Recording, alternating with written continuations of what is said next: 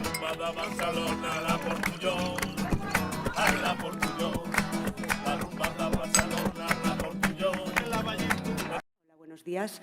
Bienvenidas. Kaixo egunon, ongi etorriak Historias del Buen Valle filmaren prentsaurrekora. Hementxe ditugu Eba produktor, Jose Luis Gerin zuzendaria, Igael Jones ekoizlea, lehen hilaran ere dago filman agertzen diren pertsonak, ongi etorriak beraz. Beti bezala, esku altxa, hendik txanda emateko. Hemen galdera bat. Buenos días. Egunon, David Tello, zinez Zaragozatik. Bueno, zorionak filmagatik, zoragarria da. Lantaldea ere bai. Jose Luis Gerini eta ekoizlei. Nire zalantza da.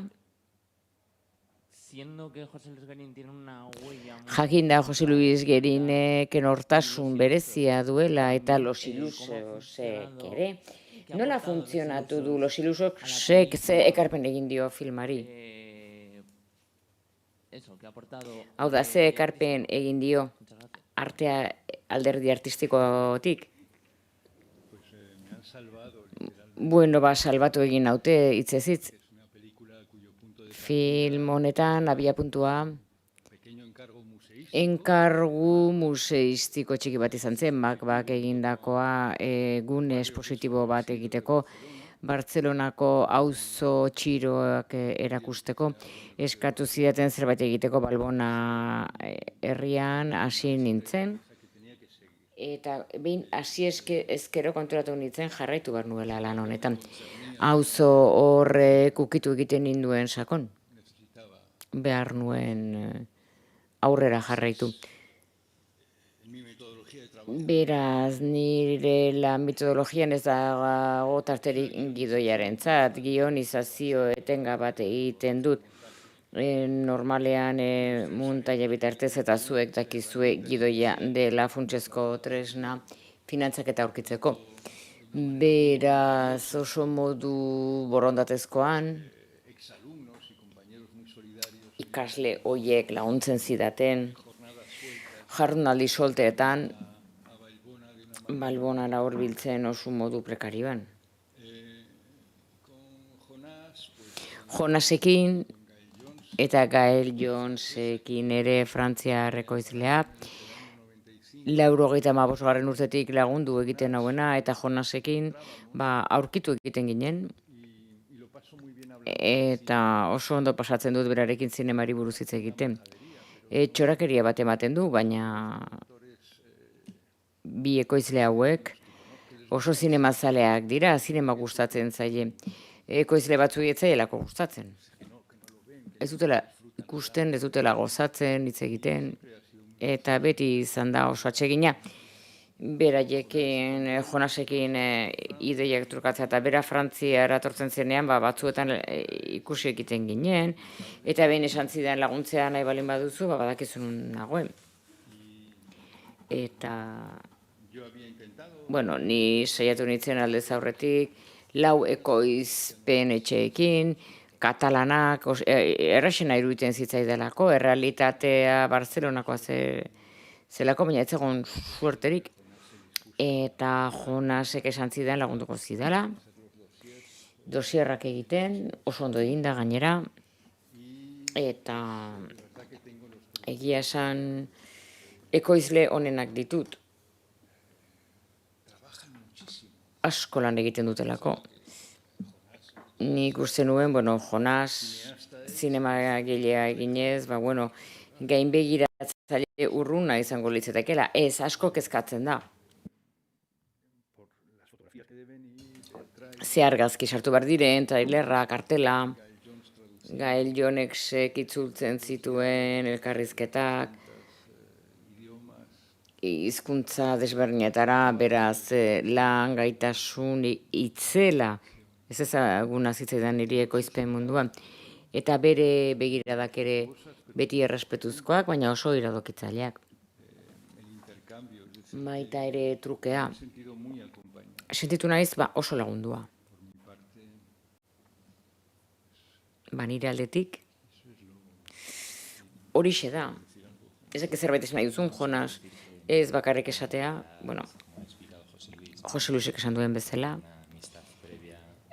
aldez aurreko adiskidetasuna bat zegoen, eta Frantziatik bidatzen nuenean, hegoaldera iristen nintzenean hor bizi da Jose Luis, hurbildu egiten zen nire filmak ikustera, eta bikero ardo bat hartu eta hitz egiten genuen eta olako batean elkarrizketa hori sortu zen, berak kontatu duena.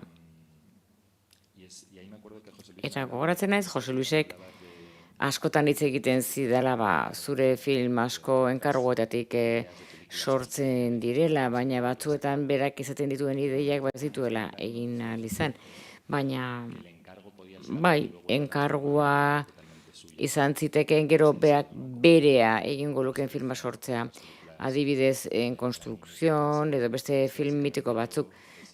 Ni ikuslea izan naiz Jose Luis Gerinen filmen, ikuslea hasi egin gara Jose Luisen filmekin, eta aretoan en konstrukzionen ikustea eta gero Innis Free, Nas Sombras, nik uste dut nolabait berarekin batera oso modu apalean film berri honetan egotea, ohore bat da. Hau da, sentitzen dut zor niola ez bakarrik nik, baizik eta zinemagile askok, nire belaunaldikoak, hasi egin garenak. Jose Luis da zinemagile garrantzitsuena gure prestakuntza barruan. Javi Lafuente, nire bazkidea Los Iluso zen, esan nion aukera zegoela, eta Javiri esker horrexerita dagoena, bere eguneroko lanari buruz, Gael ere bai, Jose Luisek esan duen. Javier eta nik Los Ilusosekin Jose Luisen gana iritsi gara, baina Gaelek 20 urte drama leial Jose Luisen zinemagintzari. Beraz,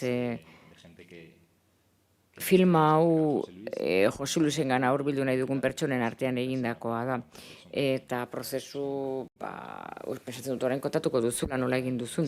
Oso modu naturalean egin duna denbora zehar.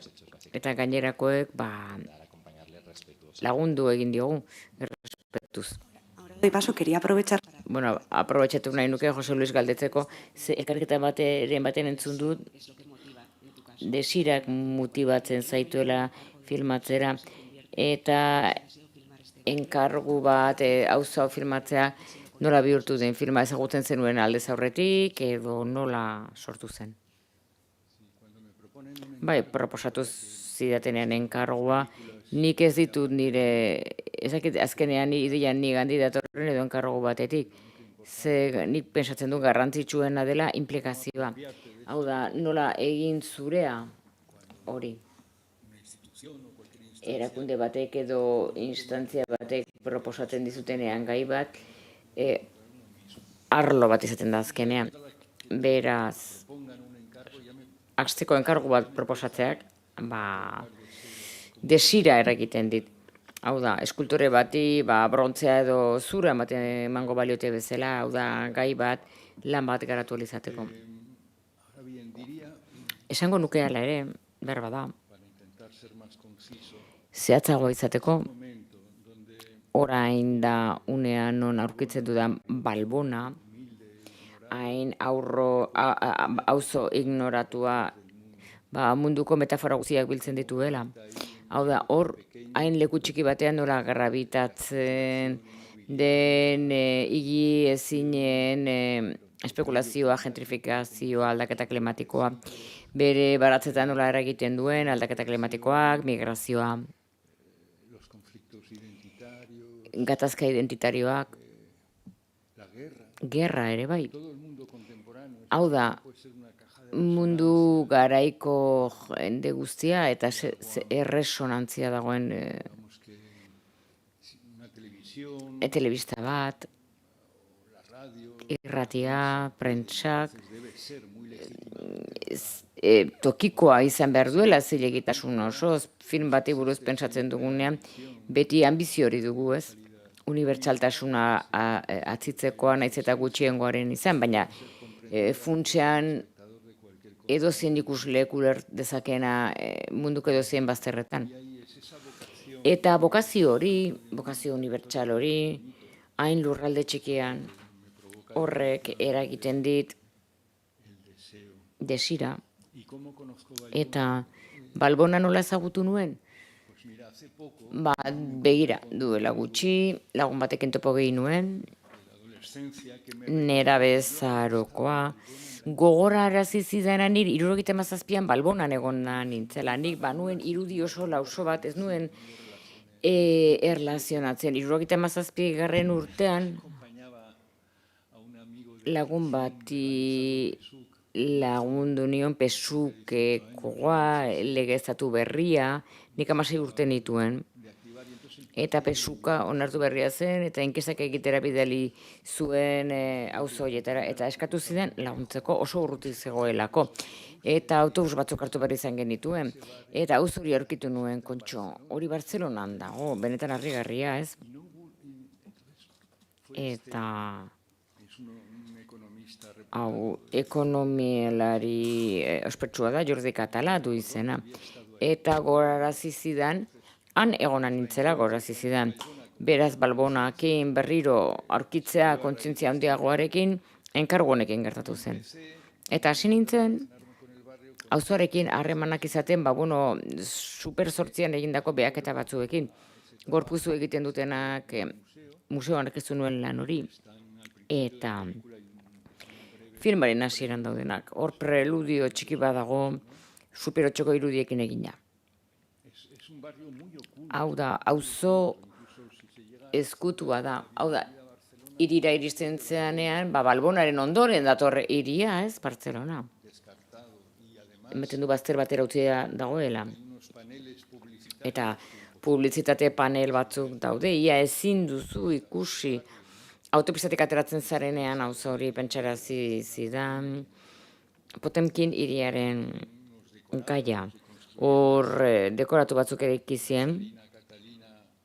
Katalina, Zarina, gerrak ondatutako krimeatik pasatzerakoan ez ezan paisaia beldurrezko ikusi, batzuetan daude publizitate panelak eta ematen du gehiago ezkutatu egiten duela egoera eta Balbona ezkutatzen duela, beraz, txoko ikus ezina da, beraz, ketzekagarria da zinemagile bat entzatzen, normalean ikusten ez dena, ikusarazten baitugu zinemagileok. Bigarren lerroan, kaixo, zer moduz, nik galdetu nahi nuke, gehien gustatzen zen gauzetako bat, asko gustatu zaizke, baina nik gelitzen naiz, auzo kontzientzia horrekin, komunitate kontzientzia horrekin, jakin mina dut. Ia hasieratik konturatu zinen, hau zela, filmak duen gai nagusietako bat, besteak beste. Eta gero ere, iritzi bat entzun nahi dutea auzo komunitate horrek izateari utz diezaioken, komentatzen da filman momenturen batean. Beranaldi berriak baitaude, iristen ari direnak eskerrik asko. Eskerrik asko. Bai, hain zuzen ere gai hori planteatu egiten da filman. Oraindik badaude etxetxo auto eraiki horietako batzuk, bere kabuz sortu ziren etxe horiek, migrazio uholdeek sortutakoak gerra ondoren, eta arkitektura berri bat ekarri zuena, gero ondoren bloke berrietan. Hau da, hiri logela antzeko bat sortzen duena, bi logika oso desberdinak dira. Eta horremen baten gain begiraren lekuko gara orduan. Eta behar bada identitate berri baten sorrera. Filma mugimendua da, eta mugimendua oinarritzen da printzipio horretan. Hau da, gainbehera doan zerbait, eta sortzen doan beste zerbait. Lehen esan dudan bezala, filma termino unibertsalaretan pentsatu genuen, baina baita ere pentsatu nuen ilusioa egingo zidala, balioko balu, auzo hau hartzea, auzo kontzientzia eragiteko. Ezakit erantzun dizudan, bai. Hola, buenos días. Enhorabuena por la Kaixo película. egunon, zorionak filmagatik. En el Congreso de Atzo los Diputados diputatuen sonaba kongresuan gogoeta egin zuten identitate alguna katalanaren inguruan. repugnante, se Eta hablaba esku hartzen azkagarri de mayor baten política, inguruan entzuten zen, viendo pues que en Kataluniako Europa identitateaz conviven esaten zena. campesinos, Balbonan nekazariak daude, katalanez hitz con egiten refugiados, dutenak, inmigrantes, errefuxiatuak, el migratzaileak, egituak, cineasta catalán para zinemagile descubrir katalanaz su zaren origen en aldetik, Baibona, Bilbonan pues bizi era den descubierto. jendea aurkitzean oso Pensaste en eso, gertu bizi naiz ni. realmente eso de Ea qué es la kontuan identidad hartu de zenuen Cataluña. zer den herri baten identitatea. Bai, noski, gaia oso azalean, oso gertu dago gaur egun. Eta gai honek ikaragarrik kezkatzen, hau, ez bakarrik maila lokalean, baita maila globalean egiten ari den gauza guztiekin batera. Mehatxu okerrenetako bat baitugu aurrean. Munduaren gainean nazionalismoen eta imperialismoen indarkeria gaur egun eta zer eragin izan dezake horrek nire pertsonaietan. Nazionalismoa normalean ulertzen du identitatea zerbait izateko gisa.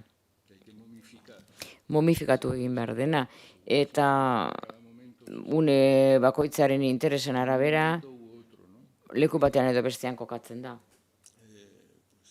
Eta 18. Erdi Aroan, 18. 19. mendean, 20. mendean. Eta identitatea ez da estratifikatu. Biziri badago mugimenduan dago beti. Hau da eraikitzen ari da. Gustatzen zai, filman erabili nuen work in progress terminoa. Zerikusia du nire lanarekin eta ere auzoarekin. Hau da, eraikitzen ari dena etengabe eta identitate berri bat sortzen ari dena. Hau da, hor, gainjarri egiten dira memoriak, paiez jatorrizkoenetatik hasi, eta urrengo uholdetan etorri zirenak hegoaldetik, eta baita ere 21. mendean iritsi ziren migratzaileak ere bai, logika global horren barruan. Eta benetan liluragarria iruditzen zai Balbonan, begiratu daitekela oroimenen justa posizio gain jartze horrekin, baita ere memoriarik eza hori ere pertsonaia batekin lotuta dagoena. Bloke berritan bizi denak, baina ni saiatu naiz formalki filman enkuadreak beti iruditeria anitzoietan sartzea, zer ikusten dute paisaia honetan, adibidez, Indiako familia bat, bere baratze txikia egin duena trenbidearen ondoan, zer ikusten duen, hasieran ikenekien nola enkuadratu hori. Paisaiak etzokan formarik eta enekien nola egin, eta pentsatu nuen, uko egingo dut, etxetxo txiki hauek alde batetik, gero etxe bizitza bloke berri hau kaos bada ezin da enkuadre bat egin, baina ezagutzaren bitartez, pertsonen gana hurbildu ondoren, ematen dizkizu zeintzuk diren aukera estetikoak. Adibidez, ur putzu hau, oso apala, balio du aur batzuk itxeas ondoaz amesteko, edo ikusteko ibai bat Ginean, adibidez, emakume batzuk, Ukrainako emakume batek baso ospel bat ikusteko, hau da, iruditeria elkartze bat, ez? Nigan presente zegoena enkuadreak egiteko orduan. Hau da, identitate berri bat aurkitzea, palimpsesto baten antzekoa, hau da, irudien gain jartze bat, baritz bezala. Irudi mentala kontutan hartzea. Eta auzo honetan oso zaila zen gauzak ikustea ez bazen pertsonen begiradaren bitartez ez bazen. Beraz, elokuentzia kanpoan zegoen gehiago, oso errex ikus zitekeen kaleko bizitzan zuk gauza hau bisitatzen baduzue, oso gauza gutxi ziren. Ezin dira ikusi, ez baliz begirada batzuen bitartez, beraz, uste dut asko luzatu naizela, barkamena eskatzen dut, gehiegi luzatu naiz. Bigarren hilaran, kaixo Jose Luis, kaixo Kontxita, hainbat galdera ditut, jakin nahi dut zenbat denbora eskaini diozun filmari, nola egintzen kastina, benetan jakin nahi dut. Eta gero galdetu nahi dizut, ikusita aurpegi horiek, pertsona horien aurpegiak, susmatzen bukatu dut agian zoriontsuagoak direla Balbonan auzo altuetakoa baino. Pertsonen zinemaren alde egin behar aldugu apustu, ematen du teknologiak irentsi nahi gaituela une honetan. Galdera asko egiten dizkidazu, Kontxita. 2 años largos, 2 años y medio. 2 urte terdi, luze, horrek meritu handia eskatzen du ekoizleen aldetik. Lehen esan dudan bezala, finantzak eta tresna gidoia da, eta ni gioi bihurtzen dut guztia, hasieratik ezer gabe hasi nintzen, zenik nire txostenak prestatu dezaket, zertxo baia filmatuta dudanean, benetan filma ulertzen dudanean. Kastinerako deialdi bat egin genuen eskolan. Eskerrak benetan, eskolako zuzendariari, Ziutat Kontal, bere gune utzi zigulako, esku zabaltasun osoz kastin bat egin ari genezan, auzoko asko pasatu ziren, hitz egin genuen beraiekin, eta benetan konturatu nintzen, lehen hurbilpena izan zen, auzo honetan. Denbora askoan, ideia ero hori nuen, hau da, filmak 3 ordu iraun behar zuela. Garrantzitsua zelako kastineak leku gehiago hartzea, arpegi asko ikustea. Gero filma egin ahal izan dut beraiek emandako ideia askotatik. Hor, azkenean, alde batetik zegoen kastin funtsezkoa atera zela elkarrizketa horretatik, eta ez bakarrik kastina, baizik eta baita ere filma konturen garatzen ditun motibo horiek. Pertsonaien aukeran, ez esan, pertsonaien aukeraketan,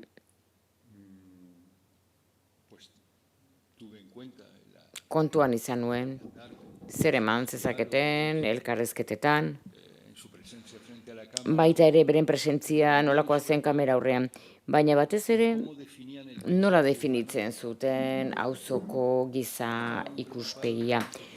Oso kezkatuta nengoen zenik auzoaren irudi justua eman nahi nuen, oso gaizki tratatua izan den auzoa.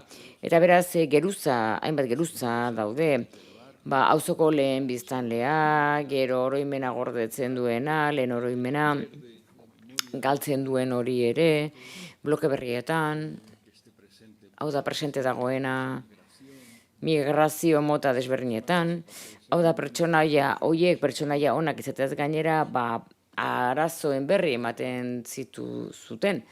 Auzoetan adibidez etxe gabetzeak eta barra. Eta alderdi gizatiarra ezin du bestela ulertu. Nik bakarrik dakit, eta hori da nik zinemagile gisa dudan muga bat, eta etortzen dut. Filmar a través del afecto. Maitasuna bitartez bakarrik dakit filmatzen. Hau da, nintzateke gai nire etxaia filmatzeko. Moduak bilatzen ditut, munstrotasuna adierazteko, baina nik ez dakit munstro bat filmatzen. Beraz, izan daiteke Pinocheti buruzko film bat, edo Donald Trumpi buruz. Nik ezingo nuke egin hori. Bai, eta hori bai fikzioan eta dokumentaletan berdin du.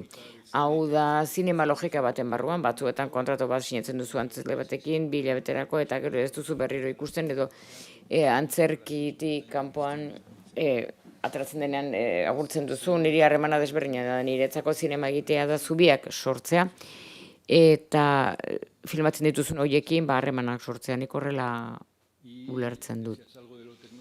Eta alderdi teknologikoaz, niretzat artisautza purua da. Film guztiek du industria 100% eta artisautza 100%, nireak funtsean artisautza hutsa dira. Hau da kontzientzia bat, soinu, plano mozketa bakoitza, hor sentitzen dut nik gustu handia idazketa zinematografikoarengatik. Bai, egunon, zorionak Jose Luis, Carlos, bai, film zoragarri horrengatik, benetan unkegarria, benetan unkituta nago oraindik. Zerbait galdetu nahi nizun, erantzuten hasi zarena zati batean lehen, filma hasten da kate batekin, work in progress dio, Jose Luis Gerin. Ondoren, ikusten dugu kartela, proba batzuk egiten dira kastin bat egiteko. Lehen parte hartzeak pertsonai horietan kolorei gabeko fondo bat dute, oraindik ez daude paisaian. Horrek denak pentsarazten zidan Victor Eriz kartzen zidan gogora, hau da, egia esan filmaren titulua da probak film baterako Portugalen. Ez dakit inoiz burutik pasatu ote zaizun, baina benetan galdera bat eragiten dit, garatuko alduzu pixkat work in progress kontzeptu hori. Work in progressak ze dimentsio du zuretzat film honetan hain zuzen? Ez, egia esan,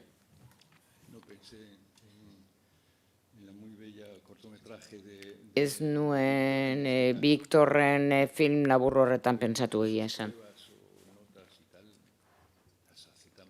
Victorrek ere bere oharrak eta burutu egiak egiten ditu, ondo egi egiten ditu.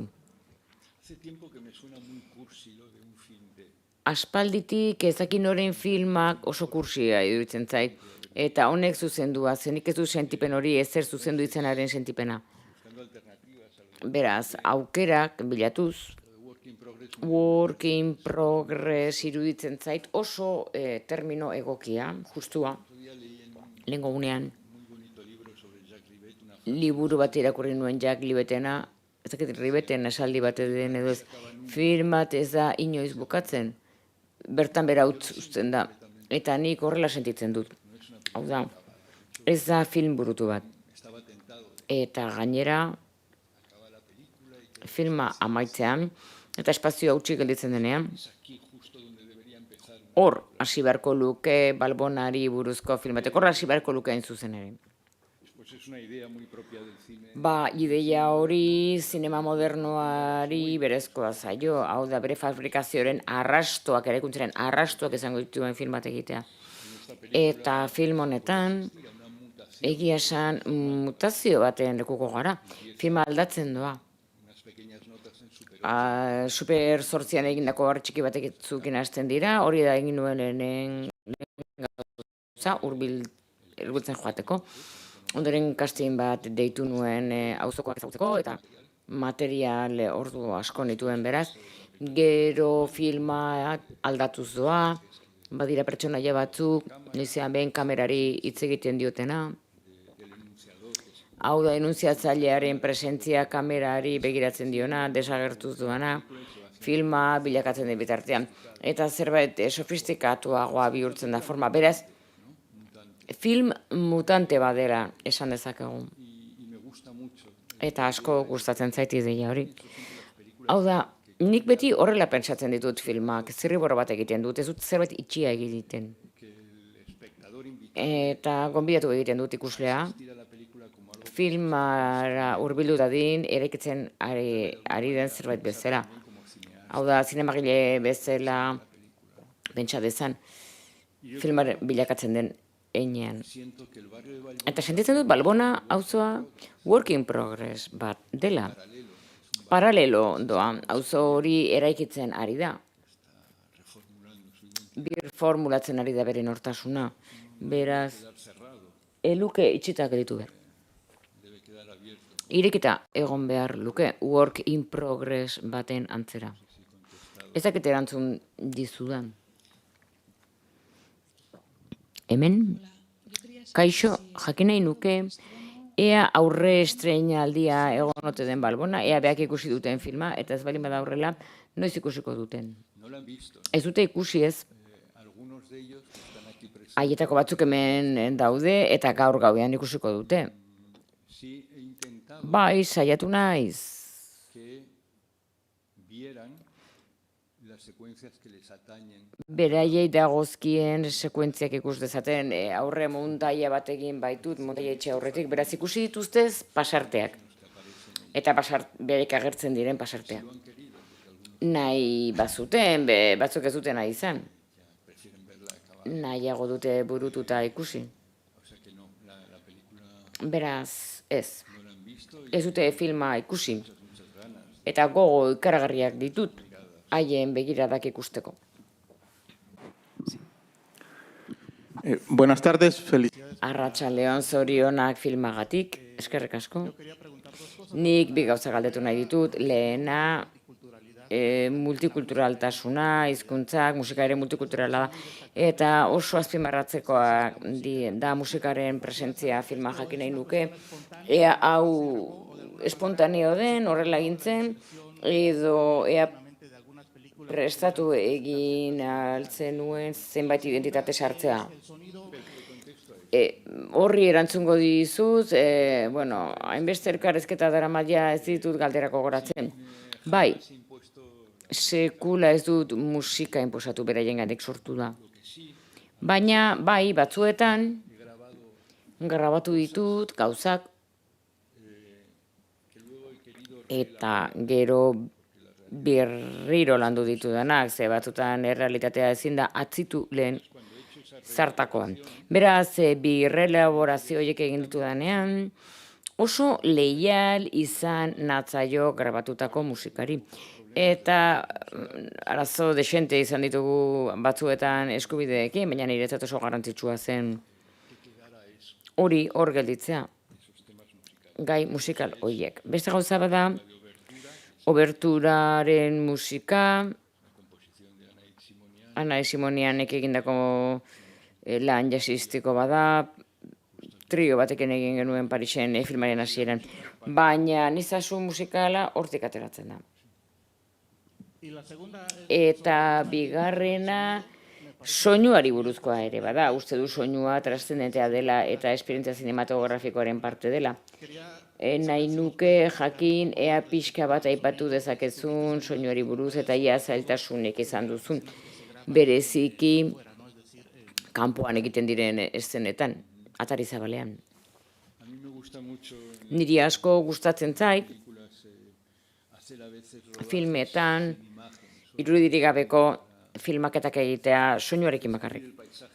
Horrela, soinu paisaia erakusteko, eta aukerak izateko gero soinua muntatzeko. Hau da, trena nola pasatzen den denbora guztian tempo bat sortzen du filman. Eta baita ere autoen zurmurrua urrunean, natura, neska mutilen oihuak futbolan jokatzen ari direla, eta gero aukera handiagoak izateko muntaia egiteko orduan, soinua muntatzeko orduan. Batzuetan gehiago definitzen ditut espazioak soinuaren ondorioz, eta ez ikusten denaren arabera. Eta bai,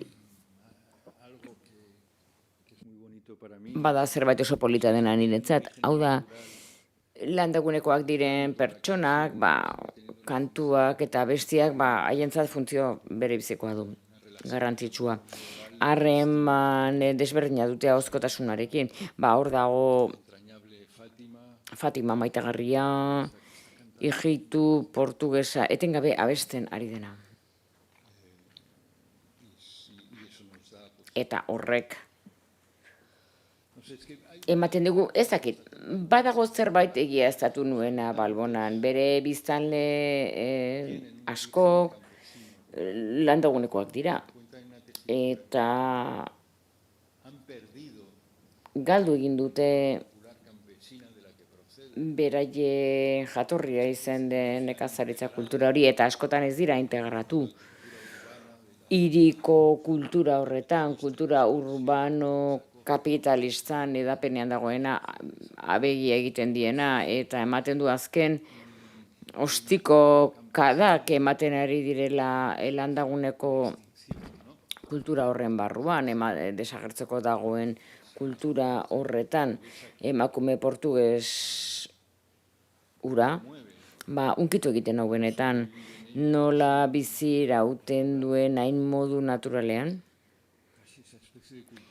Hau da, kultura paganoa, basoetan bizi irautzuena, gai dena esan nahi bat emateko, zuaitze idor bati, konektatu egiten Dafnerekin, zuaitz bihurtzen, mito horietan.